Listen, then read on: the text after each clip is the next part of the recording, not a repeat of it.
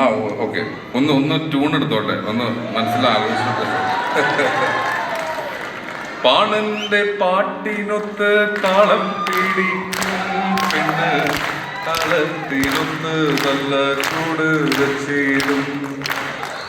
പാടത്തിൻ്റോരത്തവളെന്നും ഇരിക്കും തെച്ചി പൂവ് പറിക്കാനായി വെള്ളി നടക്കും.